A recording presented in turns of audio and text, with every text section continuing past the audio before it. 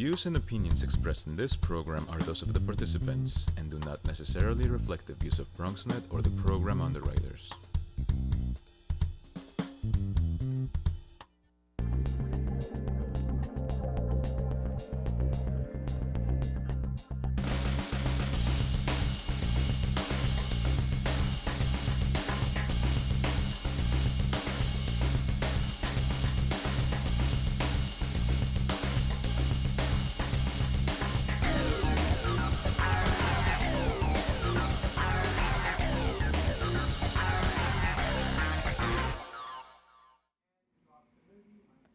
Hi, and welcome to Open 2.0. I'm your host, Lizzie Dominguez. The Bronx Junior Photo League is the Bronx Documentary Center's after-school program. They put together an exhibition titled Journeys, Immigration Stories, featuring the work they created throughout the year-long program. Their photographs reveal the challenges and triumphs of life in today's New York City immigrant community. Here now to share more about the exhibition, please welcome students Bianca Colon and Fanta Diop. Welcome to the show, guys. Thank you. Hi. How are you feeling? We're good. Yeah. You're good? Okay, let's start about talking about the Bronx Junior Photo League program. What are you guys doing in it? What is it all about? Well, the Bronx Junior Photo League program is after school, and what happened is that we like to document about our community and tell stories from like what we know, from what we learn. So what you learn, what you see, anything? Are you guys open to any topic in particular, or do you just want to document anything you see? I think it's basically about anything we see because we're exposed to so much, especially not even just being children, it's growing up in the Bronx, it's everything you see. And it's amazing that we have the opportunity to be able to document it, and we have people teaching us about it and educating us properly about the things we're exposed to. Of course. So this is a question for each of you. First, Fanta, since you're right here. What first drew you to photography in particular, or documentary photography per se? Oh, well, it's really interesting actually. I live really, really close to the actual Bronx Documentary Center, so I go to school in Times Square, so coming up to my house every day, Mike, the founder, is always standing outside trying to grab children's attention and bringing them in for the program. So and like, then, come on down yeah. to the documentary center kind of thing. And he's there every day. And it's been like 3 times he told me to come, and I was just like, sure, I want to go, but my mom, knowing the neighborhood, it can be a good neighborhood, but not always. So she doesn't really like me being outside. It's from home to school to home to school, never anything else. So after like the 3rd try and Mike's persistence, my mom finally let me try it and haven't left since. Now you, Bianca? Well, I also lived a block away from the Bronx Documentary Center. So it's not that you guys are outside of the Bronx, in the Bronx Documentary Center. You actually live in the community. Yeah. That's pretty cool. So, continue. But also before, I was like when I thought of photography, I thought it was like stuff that had to do with beauty. But then when I got to the Bronx Documentary Center, they started to change like, wait, a picture can actually tell a story. And speaking on that particular thing you just said, so what do you guys think makes a photo memorable? Like when you see it and then a few years later somebody mentions, oh yeah, it could be a black and white photo, and you think of that one photo. What do you think makes a photo memorable? Oh, that's a good question. And for me personally, I just like the fact that it's something that I can take with me forever, and I can show someone what I see, because for example, we can both look at one picture and you'll think of something else and I'll think of something. And the fact that that's the power of a photo. The photo can either tell a story or just bring what's in my mind to you. It's just, I just find that amazing. And you, Bianca? Well, I think what makes a photo memorable is the fact that it can like really get to like what you kind of feel. Like if someone looks at a photo, they're like, wow, this is really interesting. I wonder, like they give their own interpretations of the photo, and it's just like, it just really gets to them. Of course. Now again, to each of you, how do you educate yourself to take better photos? Because I'm assuming, did you guys walk in knowing about photography, or this is a brand new thing? So how do you, at this point that you're putting together this exhibit, now you already know a few tricks, so how do you get better from the things that you know? How do you keep learning? Everyone is always there to help you. There's not one person that's there to like bring you down. And I think the fact that we're with such good people, the constructive criticism is something that is really amazing, and it helps you with each and everything you do. Like there's this thing called the they do this portfolio review that they do annually, and sometimes they invite us, like Bianca and I went this year, and we, even though we aren't like big photographers, some really good editors sat down with us and went over our photos, and it's just people like that that are willing to help us and are always just there for our disposal. It's like really helpful for them to like teach us what's wrong and what's right. How about you? Well, of course, I listen to the teachers and our peers, and I just listen to what they say and take the criticism. But at the same time, yeah. I'm sorry, I just blanked.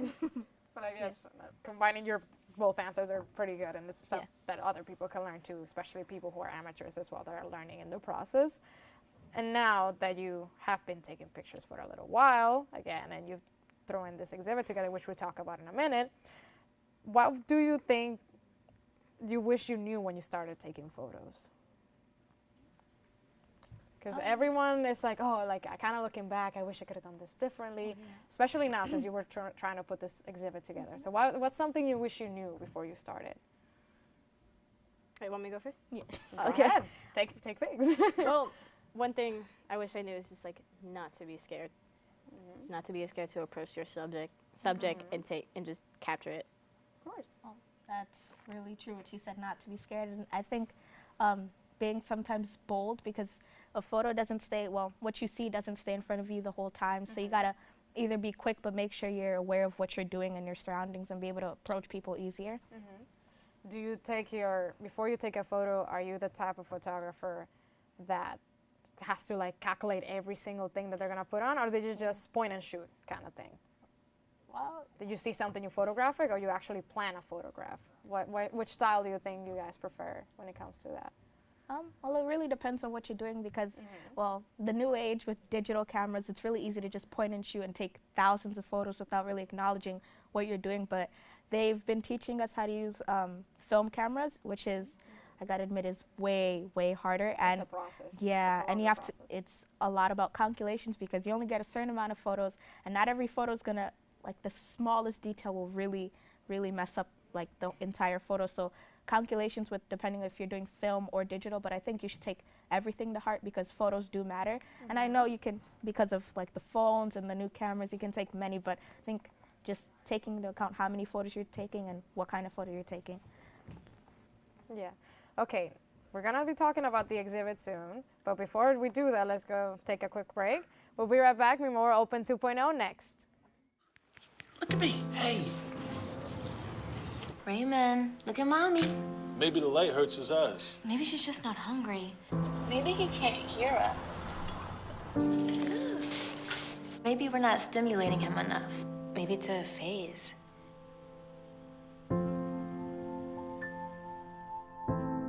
Avoiding eye contact is one early sign of autism. Learn the others today. The sooner it's diagnosed, the better.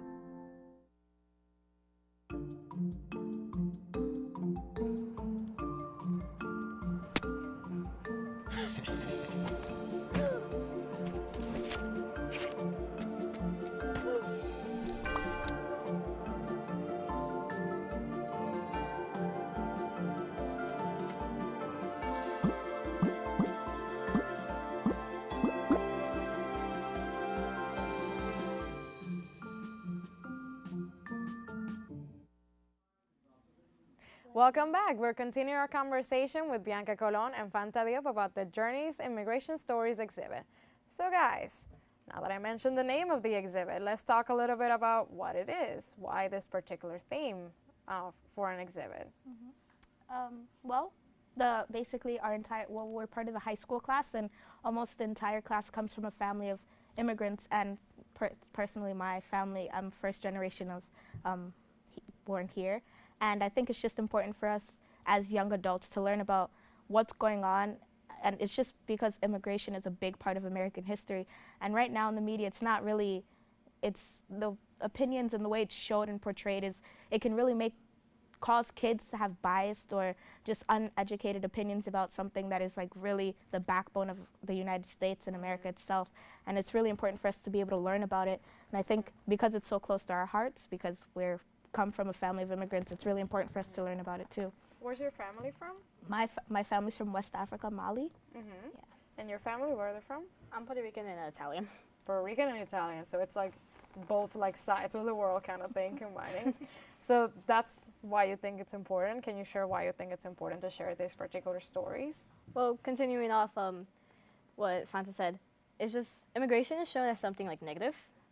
And what we're doing with this project is that we're trying to show a more positive light on what immigration really is.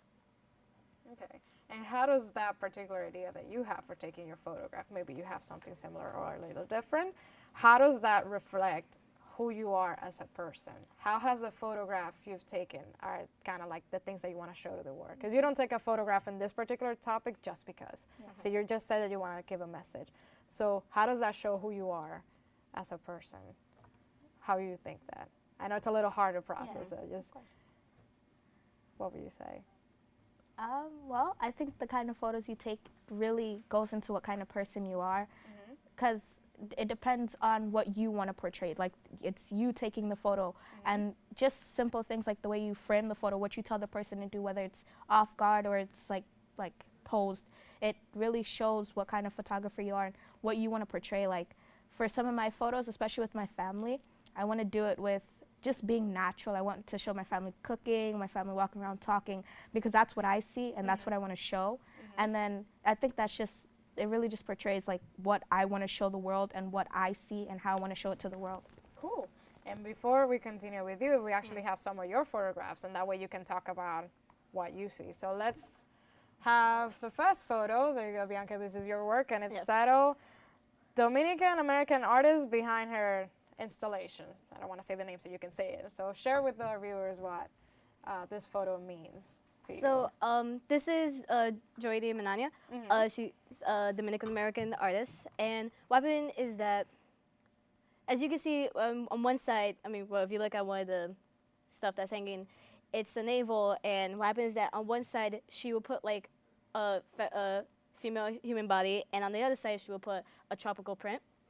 So it shows kind of the being Dominican and kind of being a female as well. Yeah. Okay. How could you relate to that particular photograph and to who she is and what she does? Well, what she was telling me in the interview, how she was telling me the reason why she did this is because she wants to like break out of the stereotypes of Dominican stereotypes. So she was like trying to like mess with, because she searched up a Dominican woman on Google. And with that, she tried to create work from that. Okay, now let's go to your photograph, Fanta. You mentioned off air that this is your grandmother. Yep. So what inspired this photograph?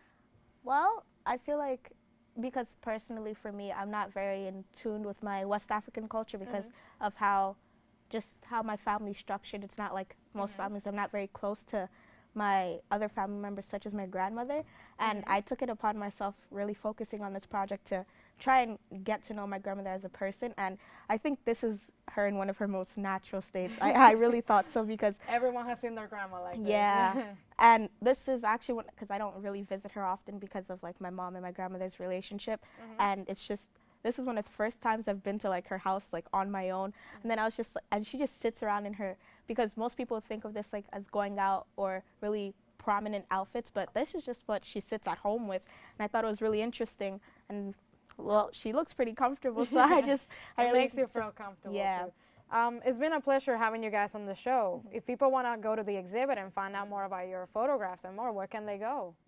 How can they find out more? And when's the exhibit taking place? It's actually, so the opening is actually this Thursday from 4 to 7. The 15th, yeah. And